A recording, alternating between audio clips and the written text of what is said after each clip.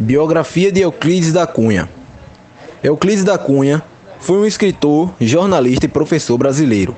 Foi enviado como correspondente ao sertão da Bahia pelo jornal O Estado de São Paulo, para cobrir a guerra no município de Canudos.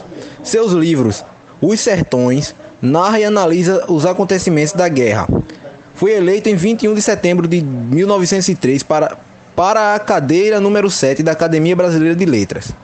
Euclides Rodrigues Pimenta da Cunha nasceu em Cantagalo, Rio de Janeiro, no dia 20 de janeiro de 1866. Filho de Manuel Rodrigues da Cunha Pimenta e Eudósia Alves Moreira da Cunha. A partir de 3 anos, viveu entre fazendas na Bahia e o Rio de Janeiro, com tios que criaram depois que ficou órfão da mãe. Em 1885, com 19 anos, ingressou na Escola Politécnica, mas por falta de recursos, transfere-se para a Escola Militar de Praia Vermelha. Nessa época, escrevia para a revista da escola, A Família Acadêmica. Por afrontar o ministro da Guerra do Império, foi expulso da academia. Em 1889, segue para São Paulo e publica no jornal O Estado de São Paulo uma série de artigos onde defende os ideais republicanos.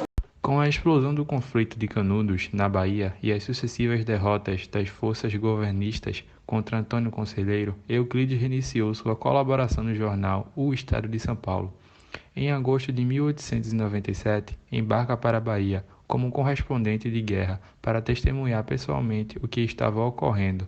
Suas mensagens eram transmitidas por telégrafo para o Jornal Paulista, e ele permaneceu no sertão baiano até outubro no mesmo ano. Volta ao Rio de Janeiro. Em 1903, Euclides da Cunha foi aclamado membro do Instituto Histórico e Geográfico Brasileiro e eleito para a Academia Brasileira de Letras. Ao voltar ao Rio de Janeiro, Euclides trabalhou no Itamaraty, ao lado do Barão do Rio Branco.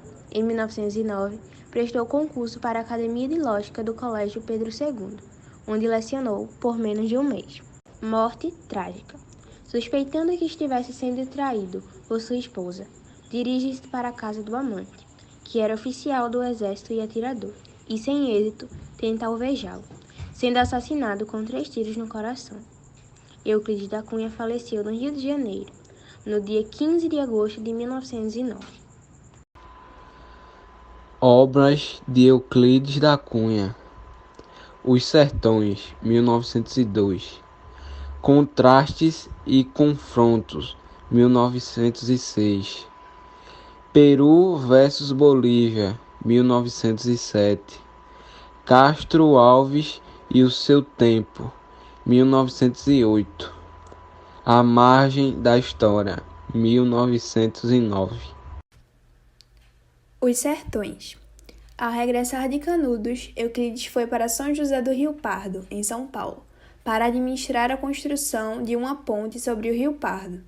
Nesse período, começou a escrever Os Sertões, obra que publicou em 1902 e que o consagraria no panorama cultural brasileiro.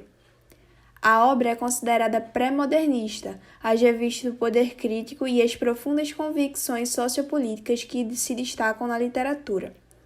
Euclides da Cunha pretendia não apenas contar o que presenciaram no sertão, mas, munido das teorias científicas vigentes, como o determinismo, o positivismo e os conhecimentos de sociologia e geografia natural e humana, pretendia também compreender e explicar o fenômeno cientificamente. A obra constitui uma narrativa com estilo literário, de fundo histórico e de rigor científico. A obra Em Os Sertões, Euclides da Cunha usou uma linguagem grandiloquente e rica em termos científicos. Apresentou nessa obra, no qual o tema principal é a Guerra de Canudos, um verdadeiro retrato do Brasil no fim do século XIX. Discutiu problemas que transcendem um conflito que ocorreu no interior da Bahia. A obra narrativa mistura literatura, sociologia, filosofia e história, geografia, geologia e antropologia. Por isso, sua preciosidade e grandiosidade. O autor, adepto do determinismo, teoria que afirma ser o homem influenciado e determinado pelo meio, pela raça e pelo movimento histórico, dividiu os sertões em 3 partes. A terra, que é o meio, o homem, que é a raça, e a luta, que é o momento. Esse livro é dividido em 3 partes. A Terra é uma descrição detalhada feita pelo cientista Euclides da Cunha, mostrando todas as características do lugar, o clima, as secas, a terra, enfim. O Homem é uma descrição feita pelo sociólogo Euclides da Cunha, que mostra o habitante do lugar, sua relação com o meio, sua gênese etológica, seu comportamento, crença e costume, mas depois se fixa na figura de Antônio Conselheiro, o líder de Canudos. Apresenta seu caráter, seu passado e relatos de como era a vida e os costumes de Canudos, como relatados por visitantes e habitantes capturados. Essas 2 partes são essenciais e descritivas, pois na verdade armam o palco e introduzem os personagens para a verdadeira história, a Guerra de Canudos, relatada na 3ª parte. A Luta é uma descrição feita pelo jornalista e ser humano Euclides da Cunha, relatando as 4 expedições a Canudos, criando o retrato real só possível pela testemunha ocular da fome, da peste, da miséria, da violência e da insanidade da guerra. Retratando minuciosamente o movimento de tropas, o autor constantemente prende a individualidade das ações e mostra casos isolados, marcantes que demonstram bem o absurdo de um massacre que começou por um motivo tolo. Antônio Conselheiro, reclamando um estoque de madeira não entregue, escalou para um conflito onde havia paranoia nacional, pois suspeitava-se que os monarquistas de Canudos, liderados pelo famigerado e bárbaro Bom Jesus Conselheiro, tinham apoio externo. No final, foi apenas um massacre violento, onde estavam todos errados e o lado mais fraco resistiu, até o fim com seus derradeiros defensores, um velho, 2 adultos e uma criança. Análise da obra e contexto histórico. O narrador se encontra na 3ª pessoa, o espaço são os sertões da Bahia, o tempo são de 1896 a 1897 e o foco narrativo são os sertões, Antônio Conselheiro e a Guerra de Canudos. Fatores externos. Primeira República Jovem, crise e aumento de impostos, ausência de reinserção social após a abolição da escravidão. O início da Primeira República foi marcado por diversos problemas. A nação que se erguia prometia o progresso e a modernização, mas marginalizava a maioria da população, principalmente aquela que acabava de ser liberta do sistema escravista. Nesse cenário, Canudos tornou-se um abrigo para os indígenas, sertanejos e pessoas negras que foram anteriormente escravizadas. Assim, formou-se um vilarejo com cerca de 30 mil pessoas que viviam ali um espaço possível para a sobrevivência. Personagens: Antônio Conselheiro, personagem principal, era um líder religioso e um profeta em Canudos.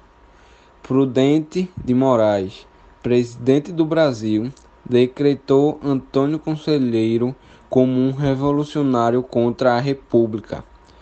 Tenente Pires Ferreira comandou a primeira expedição contra Canudos. Coronel Moreira César comandou a 3ª expedição contra Canudos, saindo derrotado. General Arthur Oscar comandou a 4ª expedição, que resultou no fim da Guerra Sangrenta.